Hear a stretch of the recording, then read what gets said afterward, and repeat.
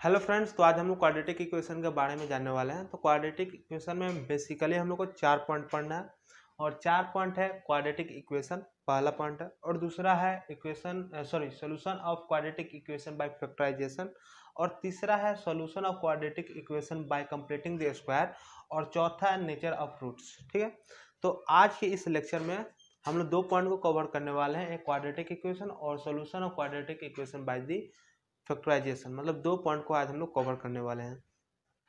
तो आइए हम लोग सबसे पहले जानते हैं क्वाड्रेटिक इक्वेशन क्या होता है। तो क्वाड्रेटिक इक्वेशन जानने से पहले सबसे पहले हम लोग ये जान लेते हैं क्वाड्रेटिक पॉलिनोमियल क्या होता है। तो बेसिकली जो क्वाड्रेटिक इक्वेशन और क्वाड्रेटिक पॉलिनोमियल में जो अंतर है वो थोड़ा सा क्या है, आइए वो देखते क्या है। तो क्वाड्रेटिक जो पॉलिनोमियल जो होता है वो इस तरह लिखाता है A X square plus B X plus सी।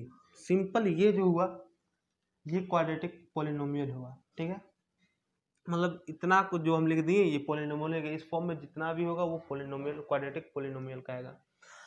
और अगर इक्वल में अगर हम जीरो कर दें, इक्वल में अगर हम जीरो कर दें तो वो भी क्वाड्रेटिक, वो जो होगा वो क्वाड्रेटिक इक्वेशन कहलाएगा। ठीक है, बहुत से सोच रहे हो कि जीरो ही क्यों क्यों कुछ भी रख सकते हैं, 1 2 3 4 5 एनी नंबर रख सकते हैं।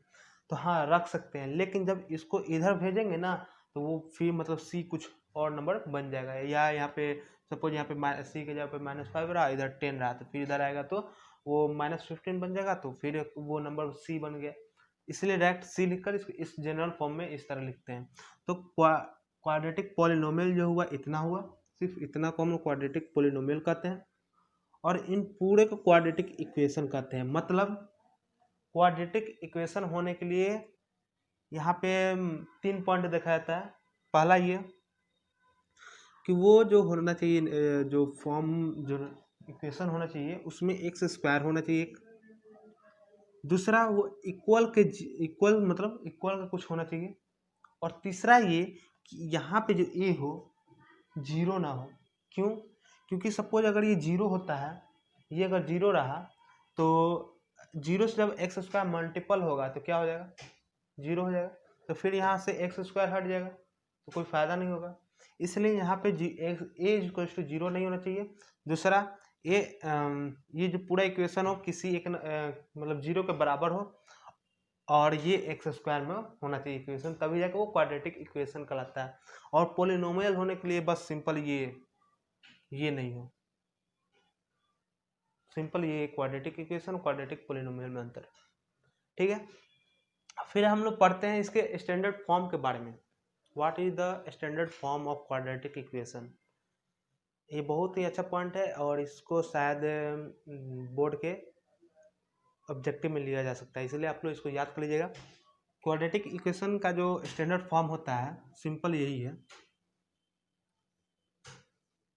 ए X square plus B X plus C is equal to zero. Simple यही है क्वाड्रेटिक इक्वेशन का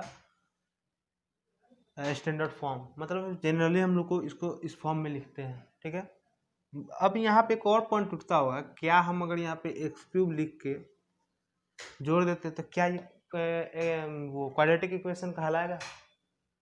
नहीं, ये क्वाड्रेटिक इक्वेशन नहीं कहलाएगा। ठीक है, ये क्वाड्रेटिक इक्वेशन नहीं कहलाएगा क्योंकि क्वाड्रेटिक इक्वेशन होने के लिए जैसे कि हम पहले बताए थे कि एक्स स्क्वायर हो, इक्वल में जीरो हो और ए इक्वल टू जीरो ना हो, वो सब है लेकिन यहाँ पे एक्स क्यूब भी है। तो जब भी इतना, जब तक ये रहे इतना ही रहे तब तक अच्छा है, तब तक वो क्वाड्रेटिक इक्वेशन कहलाएगा। लेकिन अगर कुछ जुड़ जाता है तो वो क्वाड्रेटिक इक्वेशन नहीं कहलाएगा। इसलिए जब भी x cube x to the power 4 मतलब कोई वेरिएबल जब जुड़ता है तो क्वाड्रेटिक इक्वेशन नहीं कहलाएगा। ठीक है, फिर ये भी पूछा जाता होगा क्या अगर b इक्वल टू जीरो है, यानी अगर x यहाँ से हटा दिया जाए या फिर c हटा दिया जाए तो तब भी वो क्वाड्रेटिक इक्वेशन है? तो वो क्वाड्रेटिक इक्वेशन है, वो क्वाड्रेटिक इक्वेशन कहलाएगा। Suppose 6x square equal to 9, ये क्वाड्रेटिक इक्वेशन है कि हमको इसको इस फॉर्म में लिख सकते हैं 6x square plus 0x plus 0 equal to 9 लिख सकते हैं। जब लिख सकते हैं, जब मैं कंडीशन अप्लाई हो चुका है तो फिर क्यों नहीं बोलेंगे कि ये क्वाड्रेटिक इक्वेशन है। इसलिए ये क्वाड्रेटिक इक्वेशन है। ठीक है, तो फिर आगे स्टैंडर्ड फॉर्म जान लिए हम लोग, क्वाड्रेटिक इक्वेशन और क्वाड्रेटिक पोलिनोमियल के बारे में जान लिए। फिर आगे जानते हैं इसको चेकआउट करना, मतलब चेक करना कि ये क्वाड्रेटिक इक्वेशन है कि नहीं। तो फिर से यही 3 कंडीशन हम लोग अप्लाई करेंगे। क्या? उसमें एक्स स्क्वायर हो, दूसरा कि वो इक्वल्स टू 0 हो, और तीसरा उसमें एक पॉइंट क्या था, आगे देखते हैं। तो जैसे सपोज हमको क्वेश्चन कह दिया 6x square plus 5x plus 6 equals to 0। तो यहाँ से हम सिंपल देख ली, सिंपल, कुछ देखने की जरूरत नहीं है। हाँ, तीसरा पॉइंट ये था कि जो यहाँ पे ए हो वो 0 के बराबर ना हो। ठीक है, तो हम लोग सिंपल यहाँ पे देख लेते हैं कि यहाँ पे एक्स स्क्वायर है, 0 भी नहीं, और इस साइड इक्वल्स टू 0 है, तो ये क्वाड्रेटिक इक्वेशन सिंपल कहलाएगा। लेकिन सपोज हमको ऐसा पूछ दिया कि x minus 1 x plus 5 equals to 0, suppose यहाँ पे 0 ना 7 दे दिया, तब पूछे क्या ये क्वाड्रेटिक इक्वेशन है। तो इसको समझने के लिए सबसे पहले हम लोग इसको सॉल्व करेंगे। ठीक है, तो सॉल्व कैसे देखेंगे, जब करेंगे तो क्या हो जाएगा, ये हो जाएगा x square minus of x plus 5x plus minus 5, कैसे हुआ, x into x x square minus 1 into x minus x, x plus 5x और minus 1 plus 5 minus 5 equals to 7। अब भी देखिए एक्स स्क्वायर है, एक्स का भी है फॉर्म, और यहाँ पे लेकिन 0 नहीं है, तो इसको हम लोग पहले इधर भेजेंगे और इसको भी सॉल्व कर लेंगे। तो क्या हो जाएगा, एक्स स्क्वायर और ये माइनस है, ये प्लस 5 है, तो ये क्या हो जाएगा प्लस 4x, और ये इधर आएगा, और ये माइनस 5 है और ये इधर आएगा तो माइनस 7, इस दोनों जोड़ को क्या बन जाएगा, जोड़ करके माइनस 14 इक्वल्स टू 0। तो ये हमारा क्वाड्रेटिक इक्वेशन अब बन गया, क्योंकि यहाँ पे एक्स स्क्वायर भी है और यहाँ पे 0 भी है। और यहाँ पे देखिए आप लोग सोचते होंगे कि ए हम लोग पहले पढ़ चुके हैं कि जब भी कोई नंबर मल्टीप्लाई में रहता है, सपोज हम वो 1 के साथ मल्टीप्लाई में रहता है। सिंपली ये बात है कि कोई भी नंबर अगर सिंगल लिखा हुआ है, अगर x है 2 है, तो वो सिंपली 1 के साथ मल्टीप्लाइड में है, क्योंकि इसको अगर लिखते हैं तो कोई फर्क नहीं पड़ता है, इसको चाहे ऐसे लिखते हैं कोई फर्क नहीं पड़ता है, इसलिए वो हमेशा 1 के मल्टीप्लाइड में रहता है। तो यहाँ पे a इक्वल्स टू क्या है, 1 है, तो ये क्वाड्रेटिक इक्वेशन कहलाएगा। ठीक है, तो सिंपली ये पॉइंट हुआ। तो आप लोग एक क्वेश्चन सॉल्व करके बताइए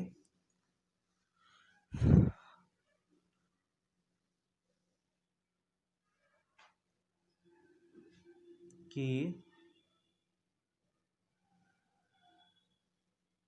2x square equals to 6x square, simply ये बताइए क्वाड्रेटिक इक्वेशन है। सिंपल हम अगर ऐसे कह दे कि ये इसको सॉल्व करके बताइए कि ये क्वाड्रेटिक इक्वेशन है, आप लोग सॉल्व करके जल्दी देखिए, तो जल्दी जल्दी।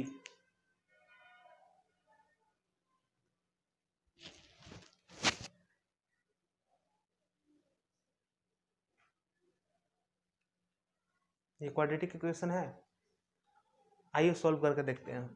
तो सिंपल हम लोग इसको क्या करते हैं, इसको इधर भेज देते हैं, तो इस साइड जो होगा 0 बच जाएगा, तो 0 इक्वल्स टू क्या हो जाएगा, 6x square minus 2x square, तो 0 इक्वल्स टू 4x स्क्वायर। तो यहाँ पे देखिए हमारा एक कंडीशन फुलफिल हो रहा है कि यहाँ पे x इक्वल्स टू एक्स का स्क्वायर है, सॉरी x का स्क्वायर है, दूसरा a इक्वल्स टू कुछ है, 0 नहीं है, और तीसरा ये इक्वल्स टू 0 में है, तो ये हमारा एक क्वाड्रेटिक इक्वेशन हो गया। ठीक है, तो सिंपली आप लोगों को बस इसी तरह चेक करना है, कोई प्रॉब्लम नहीं है, फर्स्ट एक्सरसाइज सिर्फ इसी पे बेस्ड है, तो आप लोगों को सिर्फ इसी तरह चेक करके बता देना। ठीक है, फिर आगे हम लोग बढ़ते हैं। तो हम लोग को जानना है solution of quadratic equation by the factorization. Factorization के थ्रू हम लोग क्वाड्रेटिक इक्वेशन का सॉल्यूशन निकालना। ठीक है, तो आइए देखते हैं। तो पहला सपोज हम लोग क्वेश्चन पहला कर दिया कि 2x square minus 5x plus 2, चलिए प्लस 2 ले लीजिए। ये क्वेश्चन दिया हुआ है, इसको डायरेक्ट क्वेश्चन से ही समझा जा सकता है, इसमें कोई थ्योरी वगैरह नहीं है, तो डायरेक्ट क्वेश्चन से हम लोग समझते हैं। तो सबसे पहले इसको सॉल्व करते हैं। तो इसमें सॉल्व करने के लिए क्या करना पड़ता है ना, इस मेथड के थ्रू इसमें क्या करते हैं, सबसे पहले ये यहाँ पे जो नंबर आता है सी की जगह पे उसको और इसके साथ मल्टीप्लाई करते हैं। ठीक है, तो मल्टीप्लाई करेंगे तो क्या हो जाएगा, 2x² इंटू 2x² इंटू 2 क्या हो जाएगा, 4x² हो जाएगा। ठीक है, समझ में आ रहा है। 4x² जब हो जाएगा, अब क्या करना है, इसको बीच वाले को ऐसा तोड़ना है, ऐसा इसको अलग अलग करना है कि ये मतलब फिर अगर तोड़ दे और फिर उसको अगर जोड़े तो वो इतना के बराबर है, यानी -5x के बराबर है। और फिर जो तोड़े हैं, जो दो नंबर आया है उसको अगर मल्टीप्लाई करते हैं तो जो फिर मल्टीप्लाई करने के बाद जो सोल्यूशन आता है वो 4x² हो, यानी इतना के बराबर, इसके मल्टीपल के बराबर हो। तो इसको हम लोग देखें ऐसे तोड़ेंगे, 2x², यहाँ पे क्या करते हैं, एक ले लेते हैं -x और दूसरा ले लेते हैं -4x। सबसे पहले यहाँ पे ये भी देखना है कि ये पॉजिटिव है। ठीक है, पॉजिटिव है तो पॉजिटिव हमको मतलब इसका इस दोनों को जो तोड़ेंगे उसका मल्टीप्लाई के बाद पॉजिटिव ही आना चाहिए। तो क्या हो जाएगा, -x - 4x + 2, ये हम ले लेते हैं। ठीक है, तो यहाँ से देखिए तो 2x², यहाँ पे इस दोनों को जोड़ेंगे तो -5x और अगर मल्टीप्लाई करते हैं तो 4x² जो कि यहाँ पे लिखा हुआ था 4x² और +2। ठीक है, फिर इसको आगे सॉल्व करने का तरीका ये है कि इसमें से कॉमन ले लेते हैं। जैसे इसमें से हम लोग x कॉमन ले लेंगे इस दोनों में से, तो यहाँ से x कॉमन लेंगे तो यहाँ पे क्या बच जाएगा, 2x और यहाँ पे -1, 2x - 1 बच जाएगा। और फिर यहाँ से हम लोग -2 कॉमन लेंगे तो क्या हो जाएगा, 2x - 1। ठीक है, अगर आप लोगों को चेक करना क्या हम सही जा रहे हैं तो सिंपली ये देखना है कि ये इस ब्रैकेट में जो आया है नंबर वो और इस ब्रैकेट में जो नंबर आया है वो क्या दोनों सेम है। दोनों अगर सेम रहा तो आपका सॉल्यूशन आएगा, अगर नहीं रहा तो आप गलत बना रहे हैं, उसको किसी और मेथड से बनाना होगा। ठीक है, तो अब यहाँ पे अब इसके बाद क्या करते हैं कि अब ये और ये दोनों साइड सेम है, तो अब इसको इस दोनों को कॉमन ले लेते हैं। तो क्या हो जाएगा, 2x - 1 इंटू x - 2। ठीक है, अब जैसे कि क्वाड्रेटिक इक्वेशन 0 में होता है, इक्वल्स टू 0 में, इक्वल्स टू 0 में होगा। अब यहाँ से क्या करते हैं कि सपोज हम लोग दोनों मल्टीप्लाई में है, अगर इसको इधर भेजेंगे तो ये जो हो जाएगा कितना के बराबर हो जाएगा, 2x - 1 इक्वल्स टू 0 के बराबर हो जाएगा, क्योंकि ये अगर इधर आता तो 0/x - 2 होगा। और कोई भी जीरो के नीचे कोई भी नंबर रहता है, जीरो के नीचे कोई भी नंबर रहे तो कितना के बराबर होता है, 0 के बराबर होता है। तो ये कितना के बराबर हो जाएगा, 0 के। फिर हम लोग क्या करेंगे, 2x = 1 लिखेंगे। जब 1 = 1 इधर जाएगा तो वो इक्वल के इधर जाएगा तो क्या हो जाएगा, 1 हो जाएगा। तो 2x = 1 हो जाएगा और फिर x = क्या हो जाएगा, 1/2। ठीक है, ये एक हमारा सोल्यूशन निकला। फिर आगे सपोज हम लोग इसको इधर भेज देते हैं, इसको इधर भेज देंगे तो क्या आ जाएगा, 2 - x - 2 = 0 हो जाएगा, जैसे कि इधर यहाँ पे 0 लिखा। फिर जब 0 हो जाएगा तो 2 को हम उधर भेजेंगे तो क्या हो जाएगा, x = 2। हमारा ये दूसरा आंसर निकला, यानी x का दो वैल्यू निकला, एक 1/2 और दूसरा 2। तो जैसे कि हम पहले बताए थे कि किसी भी क्वाड्रेटिक इक्वेशन का दो गुण होता है, मतलब दो प्रॉपर्टी होता है। पहला ये कि वो हमेशा स्क्वायर में रहेगा, स्क्वायर से कम रह सकता है, नहीं भी रह सकता है, लेकिन स्क्वायर से ज़्यादा नहीं ही रहना चाहिए, उससे ज़्यादा नहीं होना चाहिए। और दूसरा कि उसका दो सोल्यूशन निकलेगा। ठीक है, उसका दो सोल्यूशन निकलेगा। बहुत गर्मी लग रहा है, तो दो सोल्यूशन निकलेगा। ठीक है, तो जाते जाते आप लोग को दो क्वेश्चन करवा देते हैं, एक और क्वेश्चन समझाते हैं, उसके बाद आप लोग क्वेश्चन देंगे बनाने के लिए। सपोज 6x² और -x - 2 = 0 है। एक ये शायद हम एग्जाम्पल या एक्सरसाइज से क्वेश्चन लिए हुए हैं। इसको अगर सॉल्व करते हैं तो क्या होगा, कैसे बनेगा ये। ठीक है, तो इसके लिए फिर हम लोग वही सोचेंगे कि इसको मल्टीप्लाई करते हैं तो क्या आ जाएगा, 6x² - 2x तो -12x²। ठीक है, -12x² आएगा। अब फिर हम लोग इसको ऐसे तोड़ेंगे कि -12x² है और -x भी है, जोड़ने पे -x और मल्टीप्लाई करने पे -12x²। तो इसको हम लोग क्या करते हैं, ऐसे तोड़ देते हैं 6x² -4x, यहाँ पे 3 ले लेते हैं, +3x -4x -2 = 0। ठीक है, हम लोग ये मान लेते हैं। देखिए इसको सॉल्व करेंगे तो ये 4x + 3 -4x + 3x तो -x बच जाएगा, और अगर मल्टीप्लाई करते हैं तो -12x² आ जाएगा। ठीक है, तब फिर हम इसमें क्या करते थे, कॉमन लेते थे। कॉमन निकालेंगे तो क्या होगा, यहाँ से हम लोग 3x कॉमन ले सकते हैं, तो 3x कॉमन लेंगे यहाँ से, और यहाँ पे क्या बच जाएगा 2x। ठीक है, और यहाँ पे +1। समझ में आ रहा है। और फिर आगे क्या करेंगे, -2 कॉमन ले लेंगे, यहाँ पे क्या हो जाएगा 2x + 1। तो फिर हम यहाँ पे क्या करेंगे, अब चेक करेंगे कि क्या दोनों ब्रैकेट का नंबर सेम है, दोनों सेम है। तो हाँ, यहाँ पे दोनों सेम है, तो अब आगे प्रोसीड करेंगे, इसको आगे बनाएंगे। ठीक है, चेक करने के बाद अब इस दोनों को एक साइड एक के लिख देंगे एक में, और इस दोनों को एक में लिख देंगे। ठीक है, इस तरह।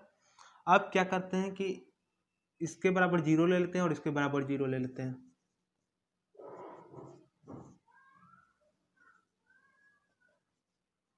अब इसको सॉल्व करते हैं तो 2x क्या हो जाएगा -1 और x -1/2। दूसरा क्या हो जाएगा 3x = 2, x = 2/3। यहाँ पे भी हमारा 2 आंसर आया। ठीक है,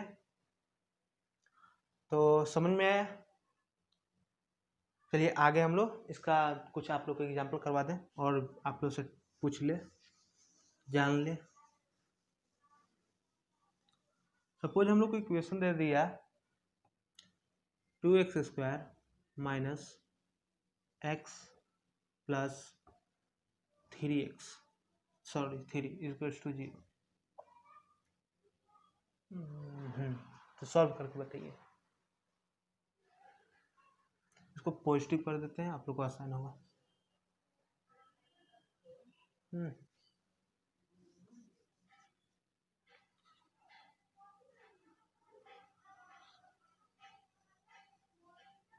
2x² - 5x माइनस, सपोज यहाँ पे प्लस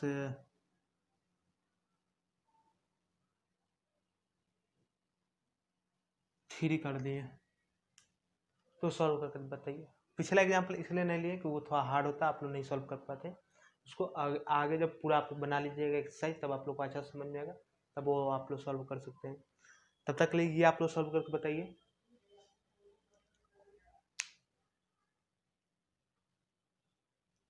जल्दी सॉल्व करके बताइए, बहुत गर्मी है।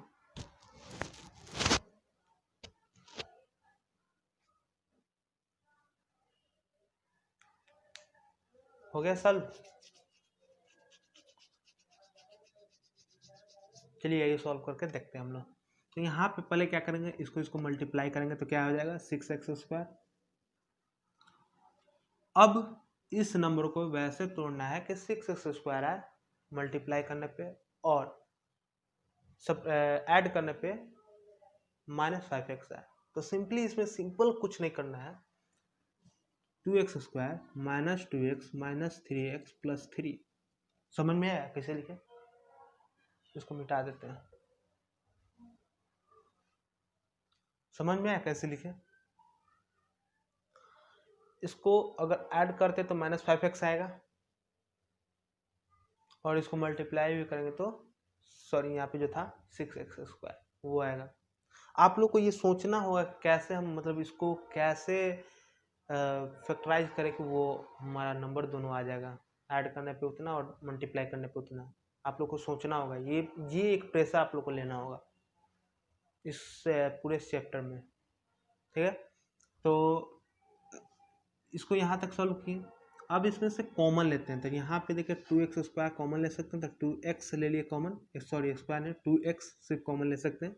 तो यहाँ पे से फिर हम लोग x कॉमन ले लेंगे और -1 हो जाएगा यहाँ पे, और फिर यहाँ से 3 कॉमन ले लेंगे तो 3 और यहाँ पे x -1 हो जाएगा। अब हम लोग क्या चेक करेंगे, पहले तो ये इक्वल में होता है, सब इक्वल में कर लें इसको, इक्वल्स टू 0।